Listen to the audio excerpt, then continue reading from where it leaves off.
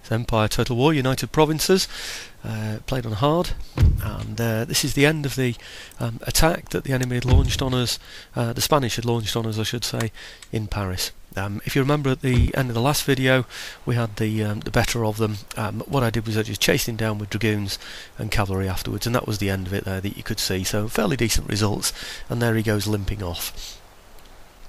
I hope eventually to restore my dragoons and horse, and to replenish my regiments of grenadiers, and go chasing him around France then. And here we go, this is the bit that I've been looking most forward to, and it's the Maratha turn, and you can see, as I said to you, that they're unable to land those troops because it's within my zones of control, and he was batting about between two sort of arcs of the zones of control of two ships.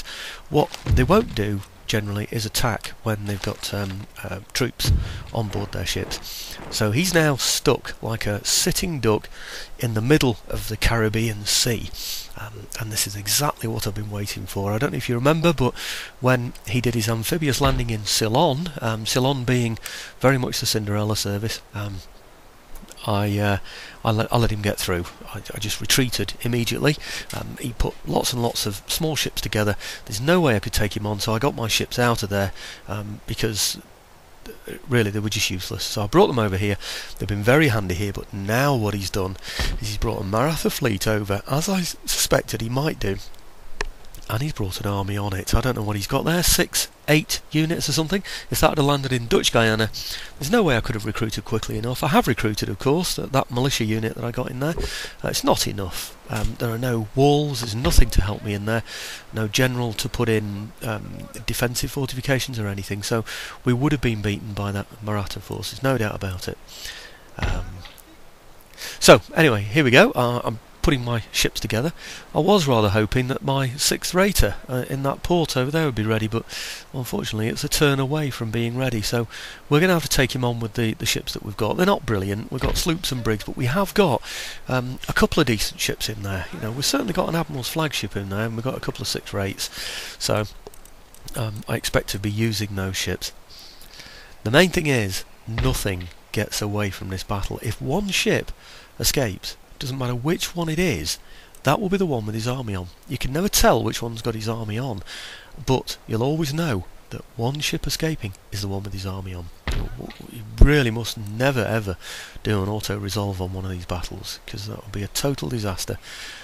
He could retreat to an area that's totally advantageous to him, you know, that you couldn't reach him at, because he's got sloops and brigs and they're fast ships, and it would be an absolute disaster, it really would. So anyway, here we go. The onus is on making sure nothing escapes. I'm going to enjoy this battle. These battles are my favourites. I'm going to spare you the setting up of the line. It's the usual line formation, making sure everything's tightly packed behind one another, so that they're not sort of trying to get past or inch past or whatever. Anyway, this is us moving towards him. We've got the wind behind us, everything is in our sails, we're doing well. I'm twisting this one quite early so that we can get the first shot in there against that lead ship. He's going quite far ahead, it looks like that one might be a sloop. Notice I've changed all of my ships to chain shot. I think you can work out exactly why. And what we want to do is we want to take down his sails, we want to take down his masts. I want nothing moving at all from this battlefield. Well, this battle site, I should say. Made that mistake before, haven't I? Okay, usual thing. We'll aim to cross the T that everybody speaks about. It's hardly ever achievable. So what we'll do is we'll go between the first and the second ship. He's got a sloop there, so he's bound to go quickly. We'll get between those two there and fire both sides. Here we go, just nick in between the two there. He'll have got a shot in, of course. We'll get another.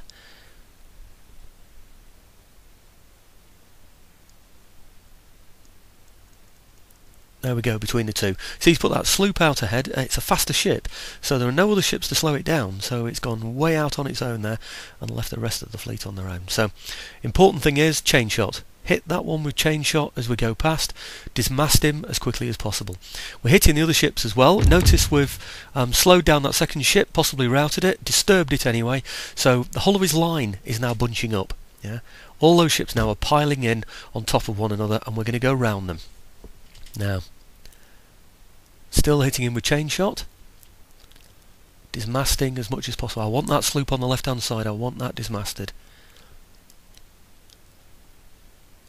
There's no way that sloop is going to be allowed to get away. I've still got a sloop on the end of mine, by the way, so I could chase him down. He's had some mass damage already, he's bound to have, so I should be able to catch him anyway. Notice how his ships have already taken so many hits. Those first two ships there will have been hit 4 or 5 times now already, and they're going square on, or rather straight on, so they've not been able to fire properly anyway. He will be able to fire to maximum effect because he can still use his cannons. I'm not taking out his cannons. Notice now though I'm changing my latter ships now to ball as we go past that ship on the left. Not because they're firing at the ship on the ships on the right, but because we're going on the ships on the left there. And there's very good reason for us wanting to do that, because what I want to do is take out his guns. He can't move anymore with that sloop, so it's going nowhere. It's stuck dead in the water. What I don't want it to be doing while it's sat there dead in the water is to be firing at my ships, which it will be able to. So I'm taking out its guns on that side. Yeah, remember what I told you before about you take out guns on one side. So a ship with say 50 guns, you take 25 of them out, but they're all on one side. The ship can't fire anymore, even though it's still got 25 guns left. Right. So here we go, right round, and within. Yep, we're going between his line again, you see that, so we can fire both to left and to right. All those ships in the middle there, they're all dismasted and routing. They're not actually surrendered, some of them are, but the rest of them aren't. Certainly the one off to the far left isn't. That doesn't matter. So what I'm doing is I'm turning off to the left now, and I'm going to go round this way. You might ask why I don't continue going round and round. That's because he's been firing at me, and my right side will have taken his hits. He's hitting me with ball, so I'll have less cannon on the right hand side. So I'm going to turn round, yeah, and I'm going to hit him with the left hand side. Got to be careful here, of course, because you could be firing across your own ships.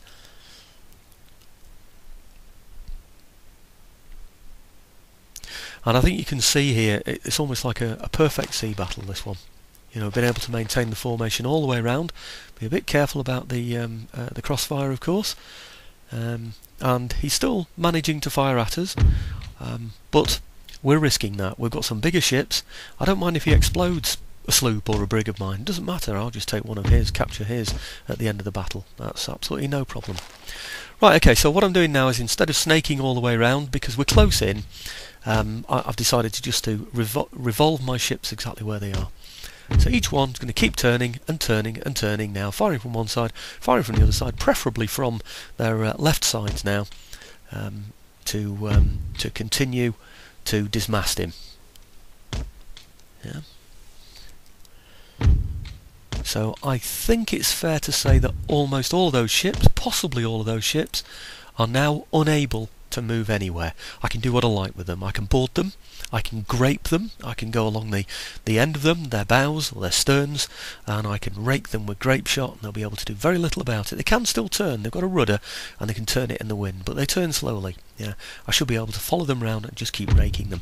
I won't need to, because most of them will just surrender from the amount of damage that they've suffered and from the fact that they can't move anywhere and they've got bigger ships around them. Yeah, so one or two, like I say, we are going to have to board those ships.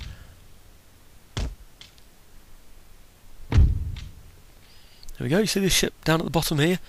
It's still okay, and it's still firing. It's still firing there.